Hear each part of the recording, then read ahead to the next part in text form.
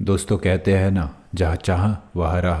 दोस्तों, आज की हमारी कहानी है रतिक भाई मकवाना की। रतिक भाई गुजरात के एक दलित परिवार को बिलोंग करते हैं और उन्होंने आज करोड़ों का बिजनेस सेटअप किया है। तो चलिए जानते हैं उनकी कहानी।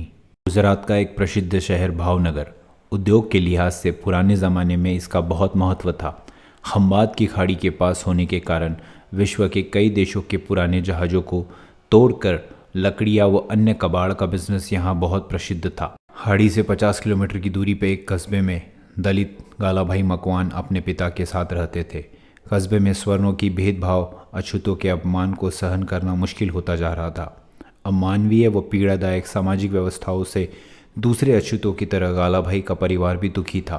इसलिए अपने परिवार को लेकर भगवान नगर के कुम्भारवाड़ा इलाके में बस गए। यहाँ आकर छोटा मोटा कारोबार करने की सोची। बनियों के पुश्तैनी कारोबार में हिम्मत करना थोड़ा जोखिम का काम था, इसलिए गरीब गालाभाई के पिता ने चमड़ों के पिकर बनाने का काम शुरू किया। भारत के मैनचेस्टर, अहमदाबाद जैसे शहरों में पावरलूम कपड़ा बनाने की काफ़ी मिलें थी, जिसमें पीकर का उपयोग कपड़ा बनाने के लिए होता था। ये पीकर भैंसे के चमड़े से बनता था। यह आज़ादी से बहुत पहले की बात है, जब चमड़े के काम में अन्य जातियों के लोग तैयार नहीं होते थे, इसलिए मकवाना परिवार को इसमें मुश्किलात नहीं हुई। परिवार के अन्य लोग भी इस काम में हाथ बटाने लग गए। गालाभाई का होनहार बेटा रतिक लाल भी बचपन से ही अपने पिता के काम में हाथ बटाता था। रतिक लाल भगवान नगर के कुमारवाड़ा इलाके में भी अछूतों व जातीय अपमानों से दुखी थे। गांव छोड़ने के बाद शहर में भी जात पात इस कोड ने पीछा नहीं छोड़ा। रतिक लाल बहुत दुखी हुआ करते थे जब उन्हें स्वर्ण मंदिरों में नहीं घुसने देते थे और ना ही बाल कट करने दिया करते थे।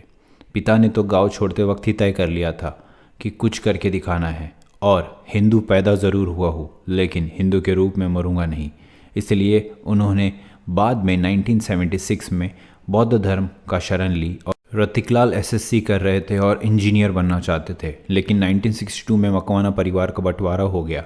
रतिकलाल के पिता गालाभाई ने गुजरात पीकर्स इंडस्ट्री कंपनी। रतिकलाल पे परिवार की जिम्मेदारी आ गई और उन्होंने एसएससी की पढ़ाई छोड़कर पिता के साथ काम करना स्टार्ट किया। पिताजी देश के बड़े शहरों में पीकर सप्लाई करने जाते थे और रतिकलाल भावनगर की फैक्ट्री में पीकर बनाने का काम संभालते थे। सन 1970 के आसपास काम अच्छा बढ़ने लगा। थाईलैंड, मलेशिया, सिंगापुर, हांगकांग से भैंसों का चमड़ा मंगवाया जाता था। एक बार बड़े ऑर्डर से काफ़ी मुनाफा हुआ और रतिकलाल का हौसला बढ़ गया। रतिकलाल की ज़िंदगी काफ़ी बदल गई।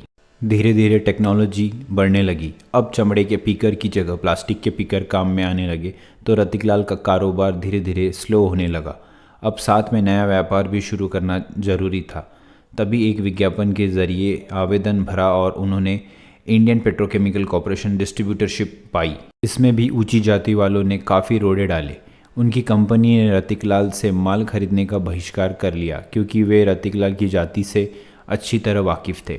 लेकिन रतिकलाल व्यवस्थाओं से संघर्ष करते हुए आगे बढ़ते रहे, साथ में कुछ अन्य कारोबार भी चलाते रहे। उनकी आंखों में जात पात के अपमान के आंसू थे, लेकिन ज़िंदगी की लड़ाई लड़कर आगे बढ़ने का हौसला कभी कम नहीं हुआ। आखिर में 1982 में उनकी कंपनी गुजरात पीकर्स इंडस्ट्री को कम डेंसिटी वाला पॉलीथीन बेचने वाली देश के टॉप 10 डिस्ट्रीब्यूटरशिप का अवार्ड मिला। आगे जाकर सन 1992 में पॉलीथीन फिल्म बनाने का कारखाना भी शुरू हुआ। सन 2002 के सरकारी कंपनियां बेची जा रही थी। आईपीसीएल को भी रिलायंस इंडस्ट्री ने खरीद लिया। जाति भेद के कारण रतिकलाल की गुजरात पीकर्स की एजेंसी भी रद्द कर दी गई, जब उनका सालाना कारोबार 275 करोड़ था। लेकिन रतिकलाल ने हार नहीं मानी और कुछ नया करने की ठानी। गुजरात के पीकर्स इंडस्ट्री की एजेंसी बंद कर दी गई तो रतिकलाल ने तेल उत्पादन देश में पेट्रोकेमिकल आयात कर बेचने शुरू किया। इस क्षेत्र में अनुभव का लाभ मिला और यह व्यापार भी चल पड़ा। इसी क्षेत्र में कदम बढ़ाते हुए गेल इंडिया की एजेंसी और 2008 में इंडियन ऑयल की agency Lee.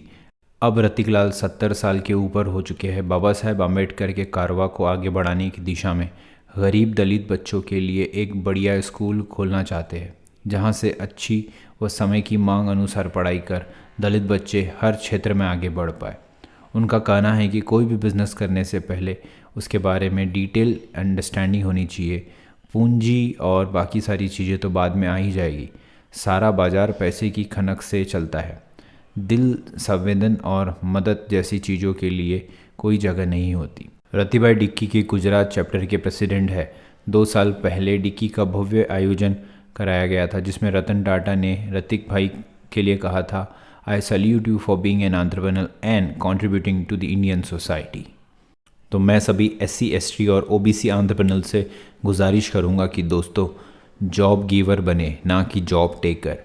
Believe in yourself and believe प्रिनर बने, बिलीव टू बिकम एंटरप्रेन्योर्स। और बाकी की चीज़ें देखने के लिए आप मेरे चैनल को सब्सक्राइब कीजिए एंड इसी तरीके से आपको मोटिवेशनल और inspirational stories SC ST entrepreneurs की और बाकी अन्य लोगों की आपको यहाँ मिलते रहेगी। तो देखते रहिए the believer show with RD।